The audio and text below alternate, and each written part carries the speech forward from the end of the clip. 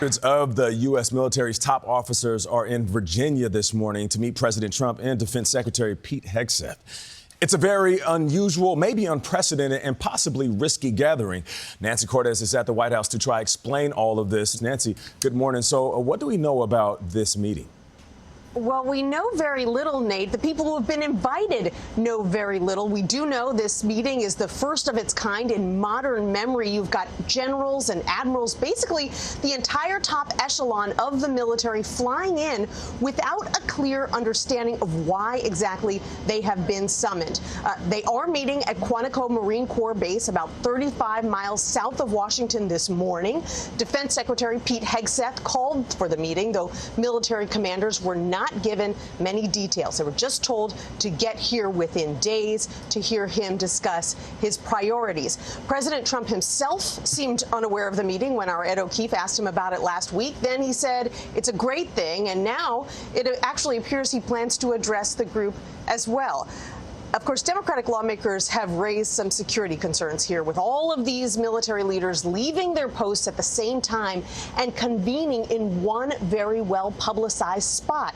Not to mention the cost of flying all of them back to the D.C. area on short notice for what sounds like a pep talk. At least that's how President Trump described it over the weekend. He said it is simply a good chance to talk about how well the U.S. is doing militarily.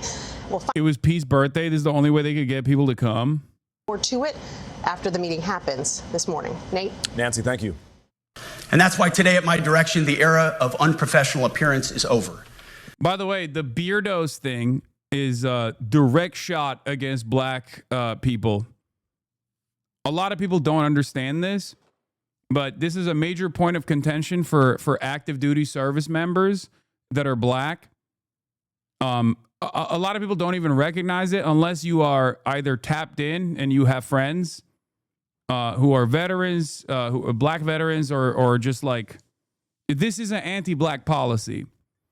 The reason why the military in the past has allowed some members to not shave and have like hair standards that are a little bit looser is because a lot of black people, when they shave, get like significant, not like razor bumps. I forget what it's called. I think it's called like folliculitis or something. I don't know what it's called, but like they get shaving waivers.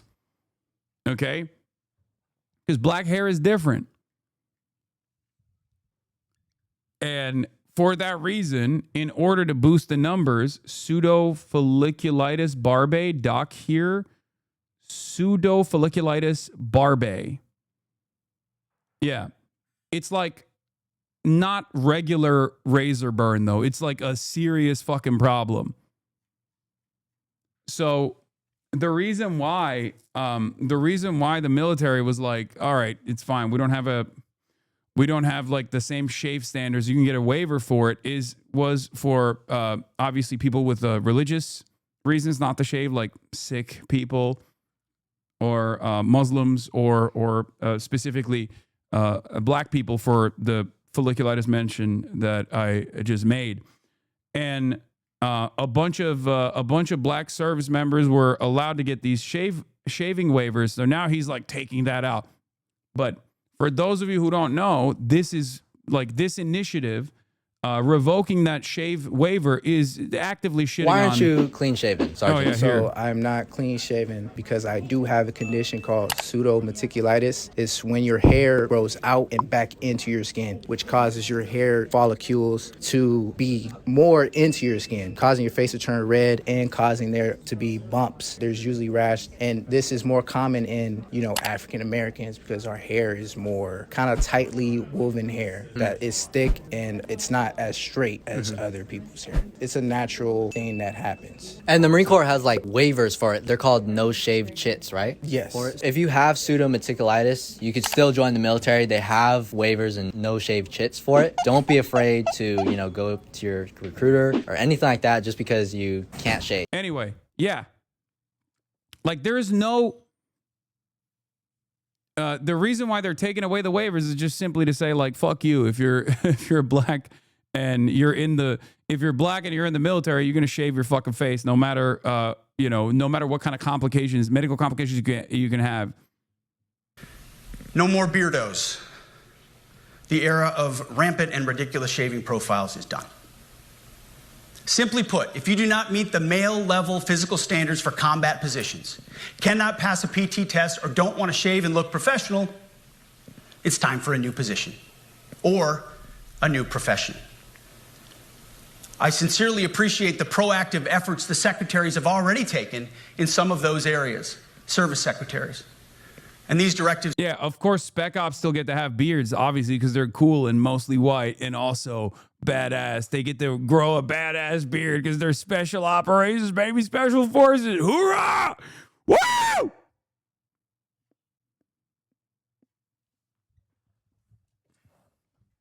That's right. Delta Force. Sorry, I get excited when I think about muscly men doing targeted assassinations overseas. Hell yeah, it gets my dick hard. They grow their beards and they look so fucking hot. I want to make out with them. Oh yeah, baby. Are intended to simply accelerate those efforts. On the topic of standards, allow me a few words to talk about toxic leaders. Upholding and demanding high standards is not toxic. Can we acknowledge Pete never made it past platoon leader? In the fucking National Guard, brother. This motherfucker was in the National Guard, bro. And now he's the commander of the military. Bro, I swear to God, I think this is the most dangerous thing that this administration has done so far. Okay? Fomenting discontent within the highest ranks of the military. As a dude who was in the fucking National Guard, yelling at a bunch of generals who spent their entire fucking lives in the military, who have so much respect for not only their own position, but so much reverence for the American military. Like, you know my take. I treat people as people. Some fucking vets are hogs. Some vets are great. Who cares, right? But like these guys, the dudes in that room, they spent their entire fucking lives and their livelihoods abiding by certain standards with a certain expectation of what the American military is supposed to represent. So when you get a fucking Fox News dipshit who was in the National Guard coming out demanding all the generals come back to Quantico and just talk about how no more beardos and all this other shit, when they have no respect for you, I think it's probably one of the more dangerous things that this administration is doing.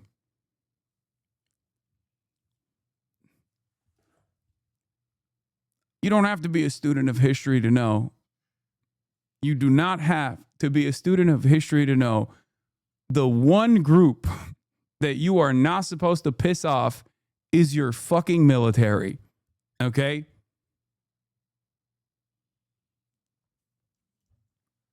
I'm just saying every day, we move closer and closer to Felix Biederman's idea of an officer's mutiny, a socialist junta.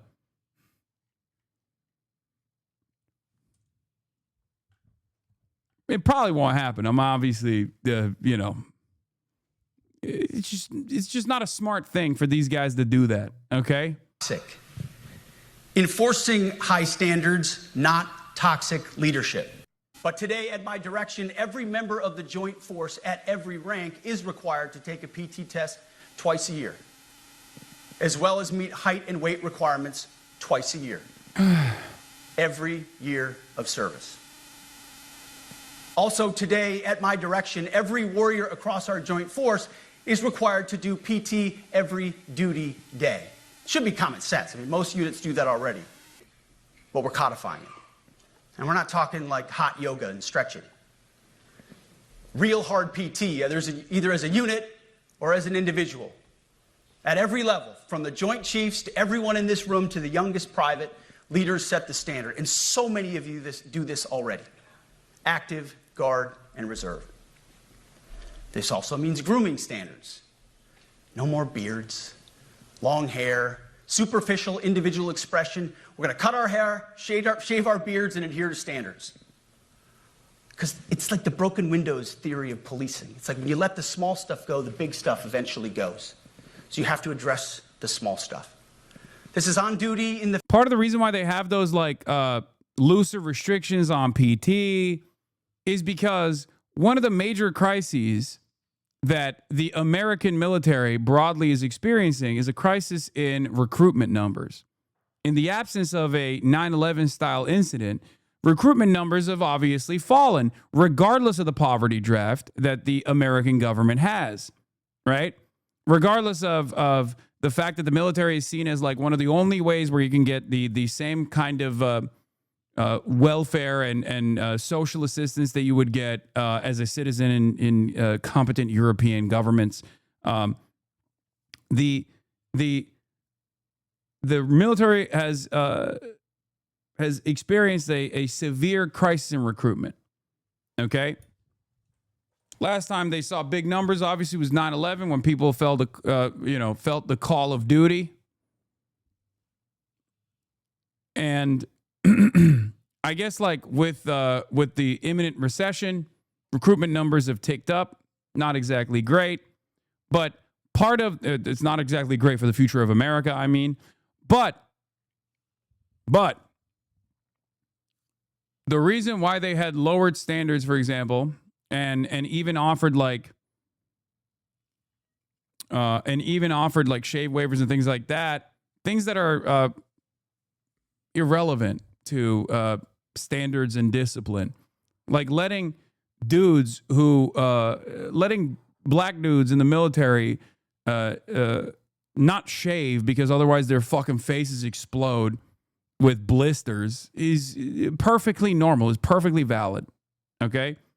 Long career generals, who many of them are fucking well read too, are gonna look at a DUI rapist shithead Fox News host and go, yeah, this is the guy who is commanding me. This is my Secretary of War. Fucking awesome.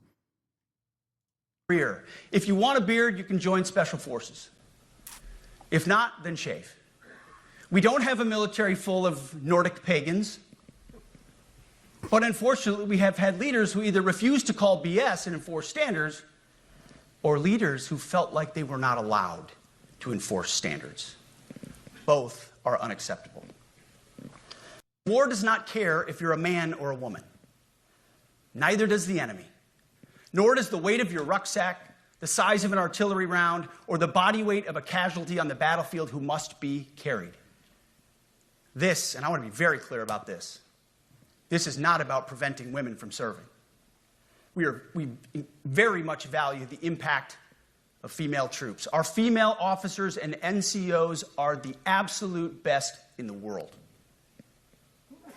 But when it comes to any job that requires physical power to perform in combat, those physical standards must be high and gender neutral. If women can make it, excellent. If not, it is what it is.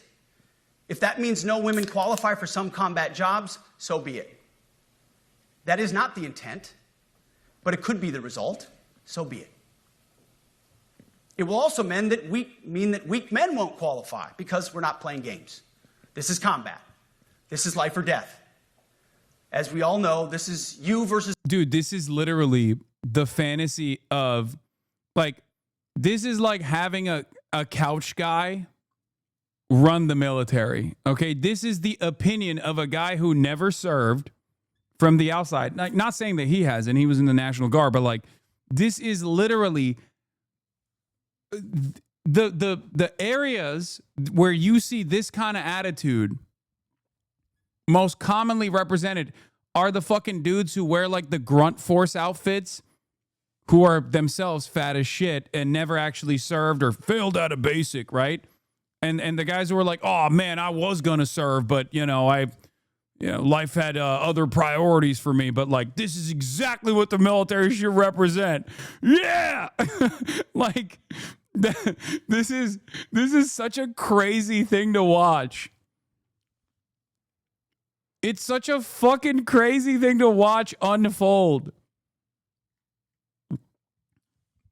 Yeah, baby, let's go. The military, we're bringing we're bringing strength back to our soldiers, to our brave warriors, man. There's an enemy hell-bent on killing you.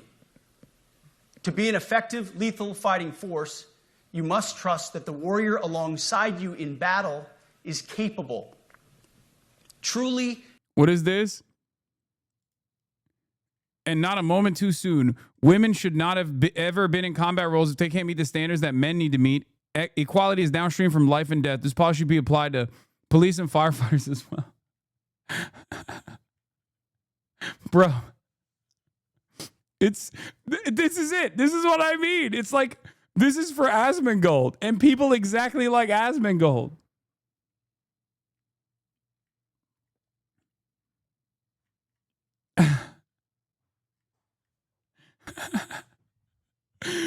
That's who he's doing this for. This shit's gonna piss off. I think this is gonna piss off a lot of top brass. Okay. Women should not be in the military police force. I will die on this hill. My grandmother was a nurse in World War II. It's where she met my grandfather, who was a pilot. Women can provide value and service to the military, but that doesn't mean we should endanger lives pursuing the false god of equality by giving them lower standards for combat roles. Oh my God. Oh God. And Clean says thank you. Ugh. Asmon couldn't even meet the standards of women. Yeah, I mean, he would be the first to say, oh yeah, that's why I'm not serving. That's why I'm serving my country by being a Twitch streamer. Physically capable of doing what is necessary under fire. You know, this is the only standard you would want for your kids and for your grandkids. So for the past 8 months, we've gotten a good look under the hood of our officer corps. We've done our best to thoroughly assess the human terrain. Ooh. We've had to make trade-offs and some difficult decisions. It's more of an art than a science. We have been and will continue to be judicious, but also expeditious. The new compass heading is clear. Out with the Shirellis, the Mackenzies, and the Millies, and in with the Stockdales, the Schwarzkopfs, and the Pattons. More leadership changes will be made, of that I'm certain. Not because we want to, but because we must. Once again, this is life and death. The sooner we have the right people, the sooner we can advance the right policies. Personnel is policy. But I look out at this group. Why did they film this? Why do you think? Because this is not for the generals. This is for the general public. This is for the Asmongolds. This is for the couch potatoes who will never serve, but have developed this like false notion in their minds that the motherfucking US military has been brain broken by woke. These are the people who looked at Mark Milley, okay, saying, of course he's Red Mao. He must understand the enemy, and went, oh my God, he's a woke transgender, Marks Milley. We have to fire him. That's who this is for. These guys are so fucking stupid. They literally think that the American military was like running around being like, yeah, we just got to be woke now. We have to be woke. This one general is all of us during that rambling Trump speech. No, because he's a woke general. That's why he's like, no.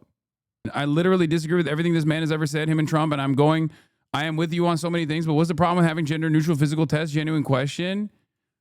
I don't even have an issue with the gender neutral tests or whatever. Ironically enough, I think the reason why they've lowered the standards for testing is literally because for certain positions you have gender neutral tests, for the record, number one.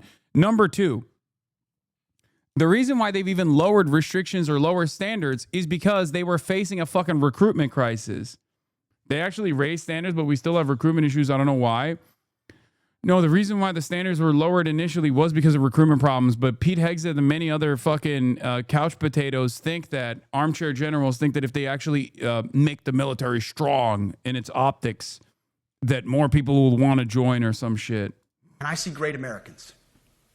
Leaders who have given decades to our great republic at great sacrifice to yourselves and to your families. But if the words I'm speaking today are making your heart sink, then you should do the honorable thing and resign. We would thank you for your service. Oh my God. But I suspect, I know, the overwhelming majority of you feel the opposite. These words make your hearts full. You love the War Department because you love what you do, the profession of arms. You are hereby liberated to be an apolitical, hard-charging, no-nonsense, constitutional leader that you joined the military to be. Truth be told, for the most part, we don't need new standards. We just need to reestablish a culture where enforcing standards is possible. And that's why today, at my direction, I'm issuing new policies that will...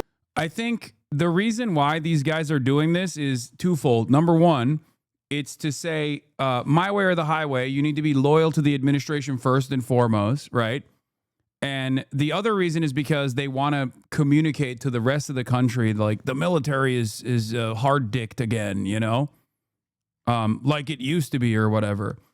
Ironically enough, the American military, when it was the most successful, was obviously when they had a mandatory draft and they did not have the same fucking standards at all, World War II. And ever since then, regardless of whether standards have increased or decreased, the American military has not really fought a war to win a war. They've fought a war to continue it so that the military-industrial complex makes more money. So do with that information what you will.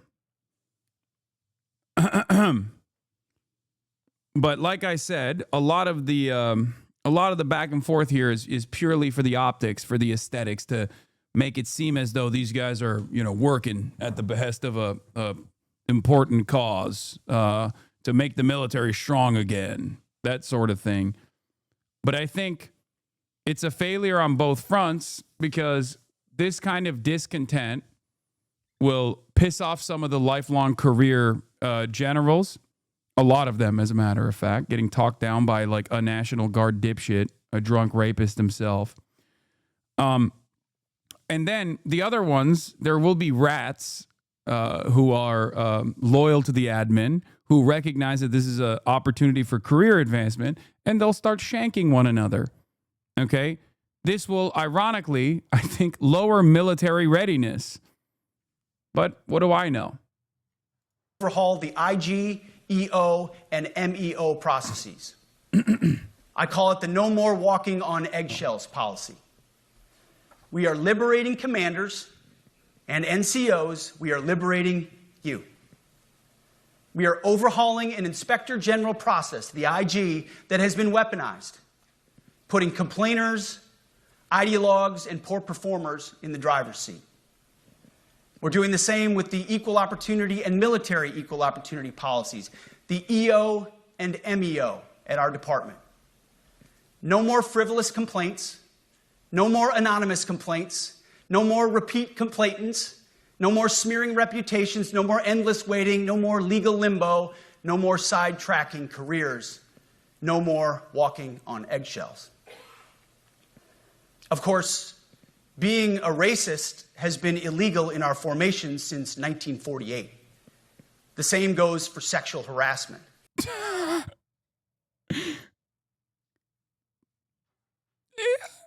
Has the military abided by those standards? I don't know, man. I don't think so.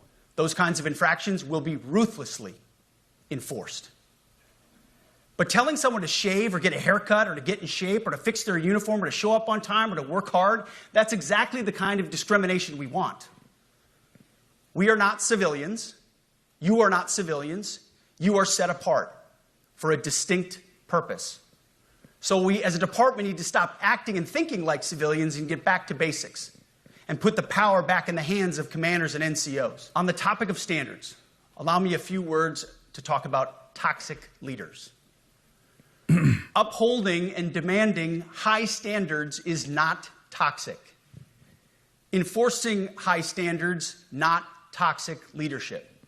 Leading warfighters toward the goals of high, gender-neutral, and uncompromising standards in order to forge a cohesive, formidable, and lethal Department of War is not toxic.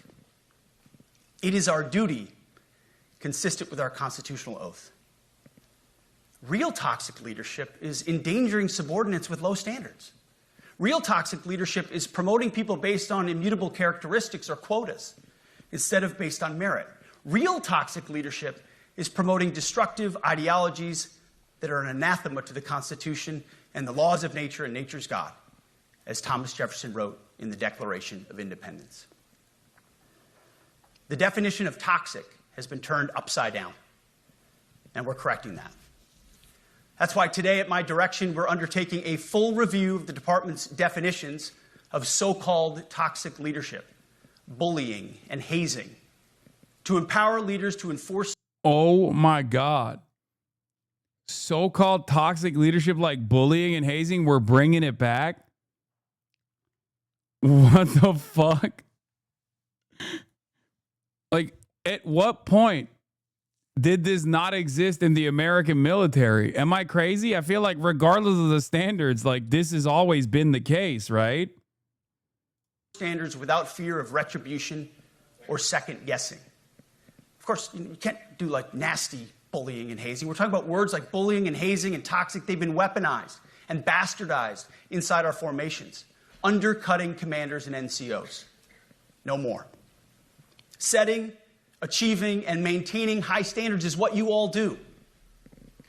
And if that makes me toxic, then so be it.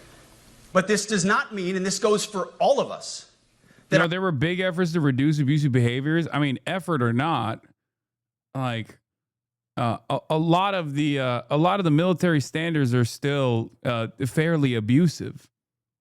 As a vet for basic training specifically, bullying, collective punishment, and smoking standards have softened, which I'm okay with. Well, they're back.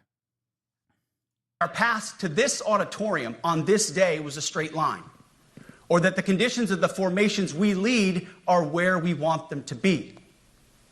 You love your country, and we love this uniform, which is why we must do better. We just have to be honest. We have to say with our mouths what we see with our eyes, to just tell it like it is in plain English, to point out the obvious things right in front of us. That's what leaders must do.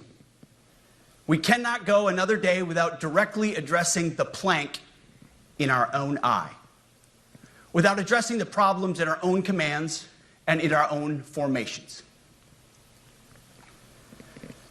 This administration has done a great deal from day one to remove the social justice, politically correct, and toxic ideological garbage that had infected our department, to rip out the politics. No more identity What is months, that buzzing? DEI offices, dudes in dresses. No more climate change worship. The fuck? No more division, distraction, or gender delusions. No more debris. As I've said before, and will say again, we are done with that shit. I've made it my mission to uproot the obvious distractions that made us less capable and less lethal. That said, the War Department requires the next step. Underneath the woke garbage is a deeper problem, and a more important problem that we are fixing and fixing fast. Common sense is back at the White House, so making the necessary changes is actually pretty straightforward. President Trump expects it. And the litmus test for these changes is pretty simple. Would I want my eldest son, who is 15 years old, eventually joining the types of formations that we are currently wielding? If in any way the answer to that is no, or even yes, but, then we're doing something wrong. Because my son is no more important than any other American citizen who dons the cloth of our nation. He is no more important than your son. All precious souls made in the image and likeness of God. Every parent deserves to know that their son or their daughter that joins our ranks is entering exactly the kind of unit that the Secretary of War would want his son to join. And then I told Pete, we should use some of these dangerous cities as training grounds for our military. Ain't no no fucking way, brother. Ain't no fucking way. We should use the dangerous cities as training grounds? Oh my Lord. Oh, the audio got even worse, by the way, which is crazy. But this is like fascist lunacy.